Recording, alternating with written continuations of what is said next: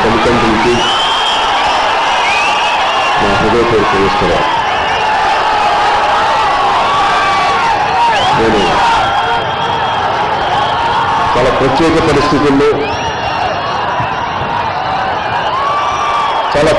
పరిస్థితుల్లో రాజకీయాలు జరుగుతాను. దీంట్లో పదవీ కాంక్ష కానీ అధికార కాంక్ష కానీ ఏమీ లేదు.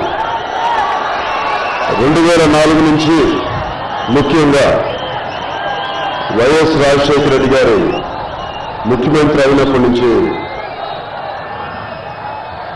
ఆయన నడిపిన విధానం, రాజకీయాలు, అధికారం, రాష్ట్రాన్ని చేపట్టిన విధానం నా ప్రతి సంవత్సరం చాలా బాగా ఉంచాడు. ప్రతి సంవత్సరం దిగజారిపోతా ఉంటే ఆ సమయంలో 2009 ఎన్నికలకి ప్రజారాజ్యం పార్టీ అన్నయ్య గారు స్థాపిస్తే ఆయనతో పాటు నేను ప్రచారం చేయడం జరిగింది. అప్పుడు తిరుపతి వచ్చాను. ఈ తిరుపతితో నాకు ఎలాంటి సంబంధం ఉందంటే, నటుడిగా కంటే కూడా నేను ఇక్కడ తిరుపతిలో యోగా నేర్చుకునేవాడిని. ఆ రోజున నేను రాజకీయాల్లోకి వస్తానని కానీ సినిమాలోకి వస్తానని కానీ నాకు తెలియదు. కేవలం నన్ను నేను నియంత్రించుకోవడానికే నేను యోగా నేర్చుకున్నాను. కానీ ఒక రోజున మీ ముందు ఇలా వచ్చి దేశం కోసం, మన ఆంధ్ర రాష్ట్రం విడిపోయిన సందర్భంగా నేను ఇలాంటి పరిస్థితుల్లో రాజకీయాలకు వచ్చి మీ ముందు ఇలా మాట్లాడతానని నేను ఎప్పుడు ఊహించలేదు. మరి మనం ఓడిపోయిన తర్వాత ప్రజారాజ్యం పార్టీలో రాష్ట్రంలో పరిస్థితులు మరీ దిగజారిపోయినాయి. ఒకవైపు ప్రత్యేక తెలంగాణ రాష్ట్రం కావాలి అన్న ఆకాంక్ష బలంగా పేరుకుపోవడానికి కారణం ఒకే ఒక వ్యక్తి. అంతకుముందు ఉన్నా కానీ అంత బలంగా లేదు, కొద్ది మందిలో ఉంది బలంగా. కానీ వైఎస్ రాజశేఖర రెడ్డి గారు ఆంధ్రప్రదేశ్ ముఖ్యమంత్రిగా పోటీ వచ్చినప్పటి నుంచి ప్రత్యేక తెలంగాణ కావాలన్న ఆకాంక్ష పెరిగిపోయింది. దానికి కారణం వాళ్ళు ఎలా చేశారంటే, మామూలుగా ధ్వంసం చేయలేదు తెలంగాణని. ప్రతి చోట రియల్ ఎస్టేట్లు, SEZలు ఇలా చేసేసి అక్కడ ఉన్న యువతకి విపరీతమైన కోపం తెప్పించారు, విపరీతమైన ఆవేశం తెప్పించారు. దానివల్ల సీమాంధ్ర ప్రాంత ప్రజల మీద వాళ్ళకి ద్వేషం వచ్చేలా చేశారు. దానికి చేసింది ఒక్క వైఎస్ఆర్ కుటుంబమే, ఆయన అనుచర వర్గం, ఆయన చుట్టుపక్కల ఉన్న వాళ్ళే తప్ప ఇంకెవరూ కాదు. అది ఏమైపోయింది? పదే ఒకవైపు కేసీఆర్ సీమాంధ్ర ప్రాంత ప్రజల్ని పదే చులకనగా తరిమి కొడతాం, సెటిలర్లు అని పదే రెచ్చగొడుతుంటే ఎవరు మాట్లాడలేకపోతున్నారు. నేను రాజకీయాల్లో లేను, నేను నటులు. కానీ నాకు కూడా ఒక బాధ కలిగేది, నా సెట్లు తగలబెట్టేసేవాళ్ళు. కానీ వీటన్నిటికీ నేను ఒక ఎదురు చెప్పి ఒక మాట మాట్లాడడానికి బాధ్యతగా ఎందుకు మాట్లాడినంటే, రెచ్చగొట్టడం చాలా తేలిక, విధ్వంసం చేయడం చాలా తేలిక, నిర్మాణం చాలా కష్టం. అందుకని ఒక నాయకుడు అనేవాడు ఒక మాట మాట్లాడితే 5 తరాలు ఆలోచించి మాట్లాడాలి, ఒక 5 సంవత్సరాల గురించి కాదు. కేసీఆర్ పదే అలా మాట్లాడుతుంటే నాకు బాధ కలిగేది. కానీ సీమాంధ్ర ప్రాంత ప్రజలు తప్పేం చేశారు? సీమాంధ్ర ప్రజలు చేసిన తప్పే దీంట్లో. సీమాంధ్ర ప్రాంతం నుంచి వచ్చిన నాయకులు ఏదైనా లోపాలుంటే సీమాంధ్ర ప్రాంత నాయకుల్ని మాట్లాడండి. దానికి సీమాంధ్ర ప్రాంత ప్రజల్ని పదే రెచ్చగొట్టి కించపరిచి దాంట్లో నేను కూడా ఒకని. నేను తిరిగి ఎదిరించలేక కాదు, ధైర్యం లేక కాదు, దమ్ము లేక కాదు, కానీ బాధ్యతతోటి దేశ సమగ్రత, దేశభక్తి ఇవి నేను నాకుని తప్ప కేసీఆర్ కుటుంబం అంటే భయం కాదు, ఇంకెవరంటే భయం కాదు. ఈ మధ్యన మోడీ గారు చెప్పారు హైదరాబాద్ సభలో, చంద్రబాబు నాయుడు గారిని నన్ను ఆయన కలిపి 1 అంటే 3 కాదు, అది 111, ఇంకా స్థాయి పెరుగుద్ది ఆ కాలం చెప్పారు. దానికి కేసీఆర్ ఆ 111 కదా ఈ 3 పంగనామాలు అన్నారు. నాకు 3 పంగనామాలంటే నామాలంటే నాకు ఏడుగున్న వాడు కనిపిస్తాడు. నామాలంటే ఆపద ముక్కుల వాడు కనిపిస్తాడు. నామాలంటే వెంకటేశ్వర కనిపిస్తాడు. కానీ కేసీఆర్కి పంగనామాలా కనిపించారు. ఎవరి జన్మ సంస్కారాన్ని బట్టి వాళ్ళకి అదే కనిపిస్తాయి.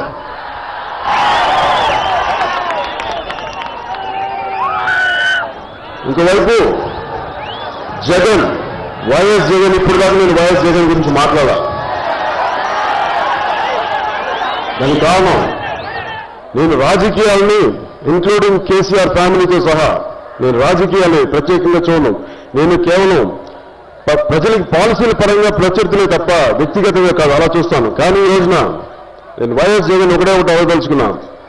సీమాంధ్ర ప్రాంత ప్రజల్ని కేసీఆర్ పదే బూతులు తిడతా ఉంటే మీకెందుకు నోరు రాలేదా? ఈరోజు జగన్ సీమాంధ్ర ముఖ్యమంత్రిగా అవుదామని కలలు అంటుంటే సీమాంధ్ర ప్రాంత ప్రజల ఆత్మగౌరవాన్ని కాపాడలేని నీకు సీమాంధ్ర ముఖ్యమంత్రిగా అయ్యే ఆలోచన నీకు ఎలా వచ్చింది? నీకు ధైర్యం ఉందా? వెళ్ళు, తెలంగాణకి వెళ్ళు, మూడు మూల తాండా పంగ తిరుగు, అప్పుడు చెప్పు, అప్పుడు సీమాంధ్రకి, అప్పుడు ఒప్పుకుంటాం. ఈరోజు తెలంగాణ రావడానికి ముఖ్య కారణం వైఎస్ జగన్, వైఎస్ రాజశేఖర్ రెడ్డి, వీళ్ళ అనుయాయులు మొత్తం వీళ్ళ వర్గమే కారణం తప్ప సీమాంధ్ర ప్రాంత ప్రజలు కాదని తెలంగాణ ప్రజలందరికీ తెలుసు. తెలంగాణ ప్రజలకు సీమాంధ్ర ప్రాంత ప్రజల మీద ద్వేషం లేదు. కానీ ఉన్నదల్లా కేసీఆర్కే. ఈ రోజున నేను పెట్టి 50 రోజులు కూడా అవ్వట్లేదు జనసేన పార్టీ పెట్టి నేను అనుకూలించినాను కేసీఆర్ని. అలాంటిది జగన్ 4 సంవత్సరాల నుంచి పార్టీ పెట్టారు. ఏ ఒక్కరోజు కూడా కేసీఆర్ మీకు ఇట్లా మీకేమంత భయం? ఎందుకంత భయం? సీమాంధ్ర పౌరుషం చచ్చిపోయిందా? సీమాంధ్ర పౌరుషం చచ్చిపోయిందా? మరి జగన్ చెప్పండి ఆ విషయం. సీమాంధ్ర ప్రాంత ప్రజల ఆత్మగౌరవాన్ని కాపాడలేని వాడు ఈ సీమాంధ్ర ప్రాంతానికి ముఖ్యమంత్రి కాలేడు.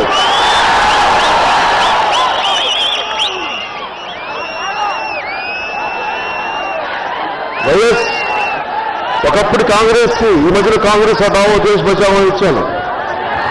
ఇప్పుడు కాంగ్రెస్ గురించి ఇక్కడ చెప్పగలరా, అది ఎలా వెళ్ళిపోయింది. కానీ కాంగ్రెస్ అప్పటి కాంగ్రెస్కి లేదు, ఇంకో కాంగ్రెస్ ఉంది. ఆ కాంగ్రెస్కి తేడా ఏంటంటే ఇదివరకున్న కాంగ్రెస్లో వైఎస్ఆర్ ఉండేవాళ్ళు. ఇప్పుడు ఈ కాంగ్రెస్కి వైఎస్ఆర్ ముందున్నారు, అంతే తేడా. మిగతాదంతా సేమ్ టు సేమ్. అవే దోపిడీలు, అవే కబ్జాలు, అవే దారుణాలు, ఏం తేడా ఉండదు. వైఎస్ఆర్సీపీ వస్తే నాకు దీంట్లో పైసా ఆదాయం లేదు, దమ్మిడి ప్రయోజనం లేదు. కానీ నేను ఎందుకు వచ్చాను? నాకు విసుగొచ్చింది. ఎవ్వరూ మాట్లాడరే. దేశ సమగ్రత దెబ్బతింటా ఉంటే ఒక్కరికి ధైర్యం ఎందుకు లేదు? ఏం చచ్చిపోయిందా? భారతీయులను కాదా మనం కొట్టుకొని చచ్చిపోవాలా? అందుకొచ్చాను. నాకు దీంట్లో ఏ ప్రయోజనం లేదు. కానీ దేశ ప్రయోజనాల్ని సర్దార్ వల్లభాయ్ పటేల్ తర్వాత సర్దార్ వల్లభాయ్ పటేల్ మొత్తం అన్ని సంస్థానాలను కలిపి ఒక భారతదేశం చేస్తే, అదే గుజరాత్ నుంచి ఇంకొక సర్దార్ వల్లభాయ్ పటేల్ గా శ్రీ నరేంద్ర మోడీ గారు వస్తే ప్రతి భారతీయుడి గుండెలు తాకారు. ఈ రోజునైనా కాశ్మీర్ నుంచి కన్యాకుమారి దాకా ప్రతి ఒక్కరి భారతీయుడి గుండెని ఆయన అందరిలా పట్టుకున్నారు, అందరినీ తీసుకున్నారు. అంత ప్రేమిస్తున్నారు ఈరోజు మొత్తం భారతదేశం ప్రజానికం మొత్తం. అలాంటిది ఈ రోజున సీమాంధ్ర ప్రాంతం ప్రత్యేక రాష్ట్రంగా ఉన్నప్పుడు ఇప్పుడు తెలంగాణకి పునర్నిర్మాణమే జరగాలి. అసలు సీమాంధ్రకి నిర్మాణమే లేదు. ఇలాంటి సీమాంధ్ర నిర్మాణానికి వ్యక్తులు కావాలంటే ఒకవైపు జాతీయ స్థాయిలో నరేంద్ర మోడీ గారు ఉన్నారు. రాష్ట్ర స్థాయిలో నేను చూశాను. నేను గతంలో మీకు ఇందులో మొహమాటం చెప్పాలి, మీకు తెలుసు నేను గుండె లోతుల నుంచి మాట్లాడుతానని. గతంలో నేను తెలుగుదేశం పార్టీతో కూడా నేను విమర్శలు చేశాను. కానీ ఏ పరిస్థితుల్లో చేశాను, సమర్థవంతంగా ఎదుర్కోలేకపోయారని ఒక విమర్శ తప్ప ఇంక వేరే విమర్శలు నేను చేయలేదు. కానీ వైఎస్ఆర్ దోపిడీని సరిగ్గా మీరు ఇంకా బలంగా ఆపలేకపోయారన్న విమర్శ నాది ఆ రోజున కూడా. ఇప్పుడున్నాయి, కాంగ్రెస్ పార్టీ లేదు, వైఎస్ఆర్సీపీ ఉంది. ఆ వైఎస్ఆర్ వాళ్ళ దోపిడీ నుంచి ఇంకో విధంగా దోపిడీ చేస్తారు. గుళ్ళును మింగిన వాళ్ళకి ధ్వజస్తంభం ఇక్కడ ఇంకెంత తేలిక. ఒకప్పుడు సంపూర్ణ ఆంధ్రప్రదేశ్ దోపిడీ చేయగలిగిన వాళ్ళు ఈ రోజు తెలంగాణలోని ఆంధ్రప్రదేశ్ దోపిడీ చేయడం చాలా తేలిక వైఎస్ఆర్సీపీకి. ఇందాక ఫ్లైట్లో వస్తున్నప్పుడు నా మిత్రుడు చూపించాడు, హెలికాప్టర్లో వస్తుంటే వ్యాన్ పిక్ భూములు ఉంటాయి, చిన్న బార్డర్ వేస్తుంది, తిరుగుతుంటే 1 గంట పడుతుందంట మొత్తం సరౌండ్ వేస్తే, ఒక సర్కిల్ వేస్తే. అంటే సంస్థానాలు వద్దని చెప్పి సర్దార్ వల్లభాయ్ పటేల్ సంస్థానాలు లేకుండా చేస్తే ఎస్సీజెడ్ల పేరు మీద 1000 ఎకరాలు సరిపోయే భూములకి 100 ఎకరాలు సరిపోయే భూములు పరిశ్రమలకి 1000 ఎకరాలు కట్టబెట్టారు. దీనివల్ల మినీ ఇండియాలు తయారవుతాయి. ఇండియాలో మినీ ఇండియాలు తయారైతే దేశ సమగ్రతకు భంగం కలుగుద్ది. అది వైఎస్ఆర్సీపీ వచ్చి చేసేది. అందుకు నాకు వైఎస్ఆర్సీపీ అంటే నేను ఇప్పుడు దాకా ఎవరిని ఒక మాట మాట్లాడాల, ఇంక్లూడింగ్ కేసీఆర్తో సహా 14 నుంచి మొన్న వైజాగ్ మీటింగ్ వరకు నేను మర్యాద ఇచ్చా, చాలా గౌరవించాను. వాళ్ళ గౌరవం నిలబెట్టుకోలేదు, వాళ్ళకి ఆ సంస్కారం లేదు. నన్ను తిట్టారు, మన సీమాంధ్ర ప్రాంత ప్రజలను తిట్టారు, అటువైపు మన తెలంగాణ ప్రజలను కించపరిచారు. అన్ని దోపిడీ చేసి నేనేం మాట్లాడాలి, నేను భరించాను, సహించాను. కానీ ఒక దేశానికి ఒక మామూలు సామాన్యమైన వ్యక్తి ఈ నరేంద్ర మోడీ గారు ప్రధానమంత్రిగా అవుతుంటే ఆయనను కూడా కించపరిస్తే నాకు విసుగొచ్చింది. ఈ వ్యక్తికి నాలుకంత విషం, ఎటు పడితే అది మాట్లాడద్ది. అప్పుడు నేనేం మాట్లాడతాను, అయ్యా అమ్మ అని మాట్లాడతావా, విషయానికి విషయమే మాట్లాడతాం. ఒక చెంప మీద కొడితే 2 చెంప దెబ్బలు తిరిగి కొడతాం. మనకు ఆ దమ్ము ఉంది, మనకు ధైర్యం ఉంది. కేసీఆర్ కుటుంబానికి భయపడే వాళ్ళం కాదు. ఇక్కడ బాన్సన్ దొరాన్ని కాలు మొక్తా అని దొరలకు మొక్కేవాడిని కాదు నేను. వాళ్ళు తెలుసుకోవాలని. దేశ సమగ్రతకు భంగం కలిగించేలా ఎవరు మాట్లాడినా నాకు నచ్చదు. మనందరం తెలుగు వాళ్ళం, రాష్ట్రాలుగా విడిపోయాం తప్ప అన్నదమ్ములా కలిసి ఉండాలని ఆకాంక్షించేవాడిని.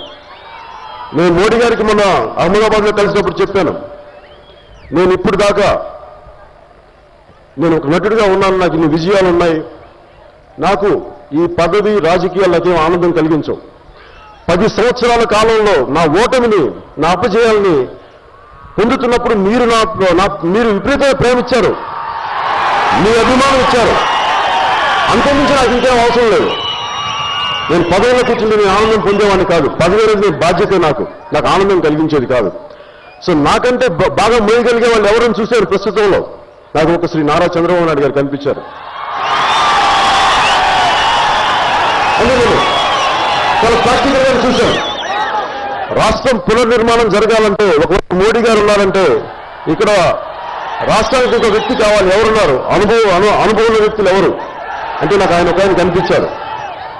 అందుకే మనస్ఫూర్తిగా ఆయనకి నేను నా మద్దతు ఇచ్చాను. నా మాటల వల్ల ఓటర్లు ఎంత ప్రభావితం అవుతారో, మీరెంత ప్రభావితం అవుతారో నాకు తెలియదు. కానీ ఒక దేశ పౌరుడిగా, ఒక తెలుగువాడిగా, తెలంగాణ మేలు కోరేవాడిగా, సీమాంధ్ర మేలు కోరేవాడిగా నేను చేయదలుచుకుంది నా దేశానికి ఇంతే. నేను మటుకు మీ బాగు కోరి నేను రాజకీయాల్లోకి వచ్చాను తప్ప నాకు ఇంతకు మించి ఇంకేం లేదు. నాకు దీంట్లో చెప్పారు కదా, పైసా ఆదాయం లేదు, కొంచెం దమ్మిడి ఆదాయం కూడా లేదు, అంతే. కానీ మీకు చినుకు కలిస్తే చినుకు పడి సముద్రం అయినట్టు మీరందరూ ప్రతి ఒక్కళ్ళు విపరీతమైన శక్తి ఉంది, మీ ప్రతి ఒక్కరిలో విపరీతమైన బలం ఉంది. ఆ బలాన్ని ఈ దేశానికి వాడండి, మన సమాజానికి వాడండి. మన తెలుగు రాష్ట్రం, మన సీమాంధ్ర ప్రాంతానికి పునర్నిర్మాణానికి మీరందరూ భాగస్వామ్యం కండి. ఎన్డీఏ కూటమిని గెలిపించండి. అంతకు నుంచి నాకు నిజంగా నాకు ఇంకేమీ లేదు కోరికలు. దీంట్లో నేను సంపూర్ణంగా ఈ మార్పు చేయగలరు, ఈ అభివృద్ధి చేయగలరు అని చెప్పి రాష్ట్ర స్థాయిలో శ్రీ చంద్రబాబు నాయుడు గారిని, జాతీయ స్థాయిలో శ్రీ నరేంద్ర మోడీ గారిని నేను మనస్ఫూర్తిగా నమ్ముతున్నాను. వాళ్ళు చేస్తారని కంపల్సరీగా నా మనసులో వాళ్ళు చేస్తారు. వాళ్ళ పక్కన నిలబడి నా మనసు చెప్తుంటే నాకు సాక్షి ఇచ్చా. నేను మీ దగ్గరికి వచ్చి అన్నీ వదులుకోను, నాకు ఇంత కెరీర్ ఉంది, అన్నీ వదులుకోను. నేను మీకోసం వచ్చాను, దేశం కోసం వచ్చాను తప్ప నా కోసం రాలేదు. ఇదొకటి. దీంట్లో ఈ రోజున నేను కేసీఆర్ గురించి మాట్లాడితే నన్ను కేసులు పెట్టారు, నన్ను చాలా కేసులు పెట్టారు. కేసులకు నేను భయపడేవాడిని కాదు, జైలుకి వెళ్ళడానికి భయపడేవాడిని కాదు. ప్రజల కోసం, తెలుగు ప్రజల ఐక్యత కోసం నేను దేనికైనా సిద్ధమే, జైలుకి వెళ్ళడానికి కూడా సిద్ధమే. ఇదే కేసీఆర్కి వాళ్ళ కుటుంబానికి నేను ఒకటి చెప్తాను, మీరు మోడీ గారికి క్షమాపణ చెప్పండి, అప్పుడు నేను ఏం చేయాలో నేను మీకు చెప్తాను. మీరు క్షమాపణ చెప్పే వరకు మీరు నన్ను ఎన్ని కేసులలో పెట్టుకోండి, నేను దేశ సమైక్యత కోసం ఏదైనా చేసుకోవడం సిద్ధం. ఒకవైపు రాహుల్ గాంధీ హైదరాబాద్కి వచ్చి మొండి చేయి చూపించి నా చేయికి లేదు, made in India Telangana watch కావాలంటారు. మరి సీమాంధ్ర ఏమైంది? మరి ఇంతమంది ఎంపీలు గెలిస్తేనే కదా మీరు 5-10 సంవత్సరాలు యూపీలో కూర్చున్నారు. మరి సీమాంధ్ర అవసరం లేదా? సీమాంధ్రని చీకొట్టారు, మనల్ని కించపరిచారు, మనల్ని అగౌరవపరిచారు. వాళ్ళల్లో భాగస్వామ్య ఈ వైఎస్ఆర్సీపీ, అది కూడా కాంగ్రెసే, అది కాంగ్రెసే. ఈ రెండు దొందే. అది వేరు కాదు, రెండు ఒకటే. వైఎస్ఆర్సీపీని గెలిపిస్తే నేను ఒకటే చెప్తాను, మళ్ళీ ఇంకోసారి రాష్ట్రాన్ని విడతీసి మన ఆత్మగౌరవాన్ని దెబ్బతీసిన కేసీఆర్ కుటుంబం చేత పదే తిట్లు తిన్న కుటుంబం మళ్ళీ ఈ రెండు ఒకటే. అందుకని దయచేసి వైఎస్ఆర్సీపీని గెలిపిస్తే సోనియా గాంధీని గెలిపించినట్టు, వైఎస్ఆర్సీపీని గెలిపిస్తే మనల్ని ఎంపీల మీద దాడి చేసిన కాంగ్రెస్ని గెలిపించినట్టు. అది మీకు కావాలా లేదా? లేదంటే ఇంకొక సర్దార్ వల్ల భయపడేలాగా ఉన్న నరేంద్ర మోడీ గారి నాయకత్వంలో ఎన్డీఏ కావాలి, ఇక్కడ తెలుగుదేశం కావాలి, ఎన్డీఏ కూటమి కావాలి. మీ అందరి మద్దతుతో జనసేన, నేను ఈరోజున కార్యకర్తలే ఉన్నారు,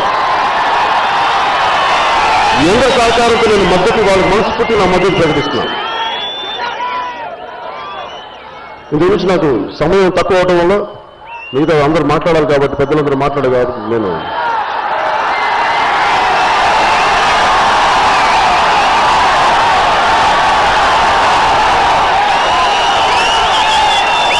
ఒకటే చెప్తాను, ఇంకా మాట్లాడదాం. ఒకటి నినాదం ఇచ్చేసి వెళ్ళిపోతాను, మిమ్మల్ని మాట్లాడుకోండి. ఒకటే కూటమి, ఏంటి నరేంద్ర మోడీ గారు చెప్పేది ఒకటే మంత్రం, అభివృద్ధి. ఒకటే పేరు, దేశమంతటా కాశ్మీర్ నుంచి కన్యాకుమారి దాకా ఒకటే పేరు, శ్రీ నరేంద్ర మోడీ.